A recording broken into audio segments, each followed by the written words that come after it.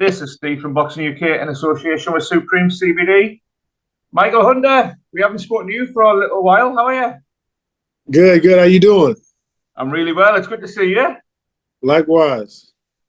Last time we spoke, Michael, was just before, I think, the first Huey Fury scheduled fight. Yeah.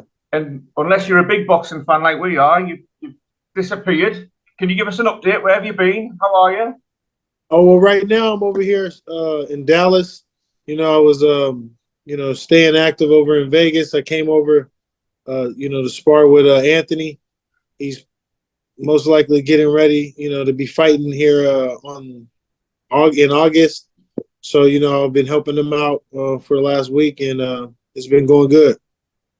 I would pay good money to see you and AJ going at it, Michael. Can you tell us Yeah, anything about the spars? yeah, I bet you would. Like I said, I'm a chess player, man. I love to play chess. Um, so I always try to get in there with the biggest and best fighters in the world. So, that's what I stepped out here and did, and it's good. AJ is a good dude. Temperament, everything is cool. He trains hard. He's in good shape. He ready, man.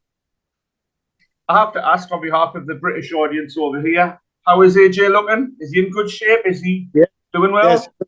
he looks good. He looks good, man. I like it.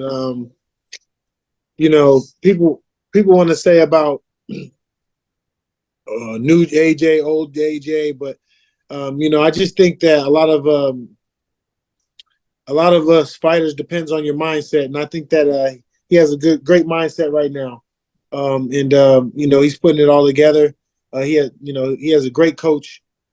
That's Derek has always been one of my favorite coaches since the amateurs. Me and him have I've always took a liking to Derek. So, they're in there working. I mean, Earl and they got Earl and I forgot the other guy. Oh, Martin. Yeah. So they got two. You know what I'm saying? It's a a gym full of champions in there. You know what I'm saying? They're all working at the highest capacity. So they can't do nothing but to go up. If the rumours are to believe, Michael, over here, it looks like the Dillian White fight's back on. First of all, I know you're no great fan of Dillian White after a few of our chats, so this might be a daft question. Who wins that fight, Joshua or Dillian? I think I think AJ wins that fight. That's just my personal opinion. I know I get criticized. Uh, I know I get criticized over it for telling my opinion sometimes about Dillian, but I think that AJ, he's never lost to him, right? Um, So I think I Dillian. think Oh gosh, you put me on the spot now. Obviously, they won the last one. I think Dillian might have no, won one years and years back. huh? No, Dillian. I think is no, he dropped him. He didn't win. Yeah. So basically, what I'm saying is, AJ got the upper hand right now. I think that as long as he just stays focused, he'll continue to have the upper hand. You know what I'm saying? It's all in his favor at this point. Um, I think that he wants to fight. I think this is a good fight for him to have as far as to get his confidence or to get something back because this is somebody he's been in the ring with, he is already familiar with.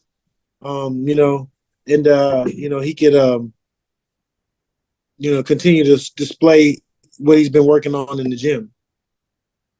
Before we talk about you, Michael, I have to ask, like you say, Errol Spencer's in there. Massive fight with Terence Crawford. Have you seen anything? Is there a buzz over there about that one? Say again? You're in the gym. Obviously, Errol Spencer's in there with Derek James. There's the huge fight with Terence Crawford coming up. Have you seen anything in the gym? Is there a big buzz over there? Oh man. No, well, they train in such private. They're like ninjas over there. So they're in the slums. You got to really go down into the gutter, in the water to go find these guys. Um, and Yeah, but please believe me. Don't they're constantly training. They train all day, every day. So they're getting ready. Earl is, um, you know, they don't call him the Truth for nothing. You know what I'm saying? He's had that name for quite a while, and he's held up to it. So it's gonna be hard to beat that kid, man. That's all I can say. Great. Can we talk about you, Michael? I spoke to you on text at the weekend, wishing you luck for your fight on Saturday. Yeah. And it didn't happen. Yeah. I don't think it actually was any part of the other fighters' issue as well. I think it. I'm not sure exactly where to pinpoint it, but I end up talking to the fighter after. He said he was ready. We ain't got no weight problems to make or nothing. So, just things happen like that. This is boxing. Does it frustrate you? Because you've had a frustrating 18 months. I mean, absolutely. I understand, like, this is something that even as a baby, before I was actually a professional fighter, that I had to still deal with because of my dad was dealing with it. So this is something that, has been very constant in my life. And, it's the expression has changed, obviously. I'm having to deal with the same kind of the same issues and, the terrain of, the industry and the sport. And, it is what it is. You kind of have to, you have to kind of adapt and get your food in the way everybody else does, or you're going to be booted out. So it's no harm on anybody or anything. It's just, it is what it is. So it is frustrating. I think at the end of the day, I will get what I set out to do. You know what I'm saying? And that's it. That's the bottom line. Us Brits, Michael, we obviously remember you for causing what was an upset at the time and stopping Martin Bakole. You were the WBA #1. Over here, you were regarded as a really dangerous, best-kept secret. It's a rude question, but are you still that person, Michael? Oh, yeah, absolutely. Like you said, the worst thing to do to an athlete is, especially a boxer, is keep him inactive. A lion, you start feeding a guy, a lion, some food. They learn, they forget how to hunt. So, I'm out here. You know what I'm saying? I'm not going anywhere. I'm going to continue to be on my path until they knock me off my throne. And I know that I'm getting to a certain age now, I'm getting to a certain experience. I need to get active, but so there is a certain urgency, but within me still there's a lot of patience, and I'm gonna make sure that I just hit the bell when it comes. Good man. Since the Huey Fury fight fell through, Michael, has Ben Shalom from Boxer or Eddie Hearn got in touch and offered you anything? No, man. That's Ben needs to call me, man. They ain't give me no fight. They owe me some fights, man. So, it's something I know that they got a lot of stuff going on, and he's been getting in his own little situations lately, and I think it's a due time. But and I know there's a lot of fights out there for me that they could have easily put together, but for whatever the circumstance is, it's not happening. So I think that's unfortunate that the fans and the people are missing out on something that we had already agreed upon, and neither did Ben or or Huey come through with what their negotiation. They're part of the negotiation. So these things happen. It's all a part of the business, and we're on to the next. Can I chuck one name at you, Michael? And it is Martin Bakole. Since you stopped him, he's had a pretty impressive run. He often calls for the rematch.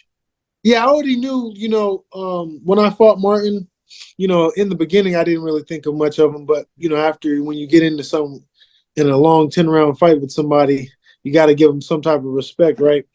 So I knew that night that I was going to get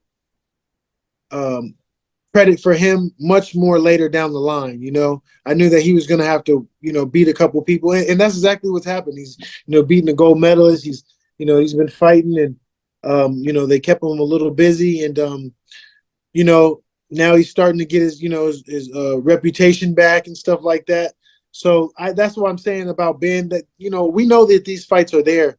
Yeah. I know that Mark Bakole, he used my name, which is a no-no. He used my name to tell me that, I mean, to tell the people, his people, that he was trying to fight me, that he was fighting me, when that wasn't true. And I know that they've been ducking me, and that's why that the Ben Shalom, you know, I haven't been able to fight on there. You know, everybody's ducking. You know what I'm saying? As much as they want to play the boogeyman, I'm the guy that gives boogeyman nightmares. Is that the level you're looking at going back in, though, Michael? Straight back in at that top 10, top Yeah, 15? yeah. No, I mean, fortunately, we have to do whatever the business, you know, curtails me to do. But absolutely, I would only want to fight the best. You know, if I could fight, you know, the very top, I would want to do that. You know, all I need is a nice bona fide camp, and you know, it's off to the sun. You feel me? I've been at this situation for a few years now, and I know that my time is going to come at some point. That's one, Michael. You say your time's going to come. If you could project the next 12 months, what would the ideal next 12 months be for Michael Hunter? It's a good one. I think if I was to get you know, a decent fight right away, somebody with a good name, you know, maybe like a Martin Bakole, so I could put that to rest. And then after that, you know, just to continue to fight somebody with some names, a big name, just to showcase. It really doesn't matter who I fight, because it's me against me in there anyway. I'm there to perform and do my very best. So that's where what I'm going to come in the ring to do is to show the people that, you know, I'm head above, you know, the rest. And Michael Hunter will still be heavyweight world champion. That's right. It's coming. It's coming. Good man. Michael, I promised I'd be quick. I really do appreciate your time, mate. It's always a pleasure speaking to you. Yeah. Thank you. All right. Love to the family, and I'll speak to you, no doubt, when there's a big announcement coming. Likewise. Thank you. I appreciate it. Thank you, Michael. You Much keep love. safe. You too.